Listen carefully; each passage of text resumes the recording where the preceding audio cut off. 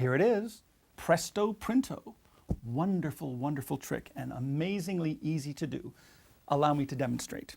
I'll use the deck of cards a little bit later, but right now, in fact, I might as well show you. All here, all different, well mixed. Like I say, we'll get to these in a minute.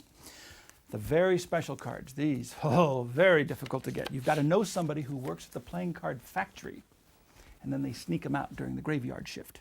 What this is blank playing card stock. This is the way it comes before they print the cards. They normally print the face on this side, and of course on the opposite side is where they would normally print the backs.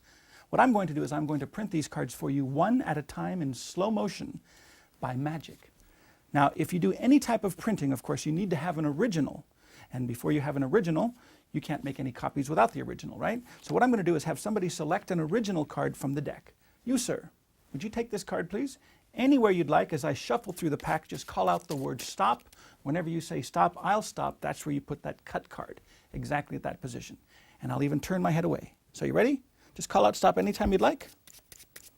Right there. Perfectly good. The cut card goes in, and I do nothing. That just marks the position of where you said stop.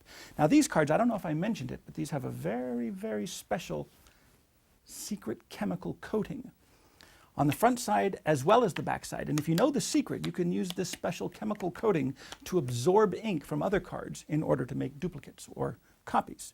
Now you called out stop at this random location. That's where we put the cut card, right here at the 10 of spades. Now remember, of course, you could have said stop anywhere in the entire deck. You had 52 different cards from which to choose. Now watch closely. I'm going to do this very, very slowly. Your 10 of spades will be the original. First, all I have to do is take the back design, touch it to one of the blank surfaces, and this upper card will absolutely, positively absorb the ink. And it dries instantly. It doesn't smudge or smear. Now it works just as easily on the face. This is a 10 of spades, so I could transfer the 10 of spades surface. The only problem is the face is not symmetric.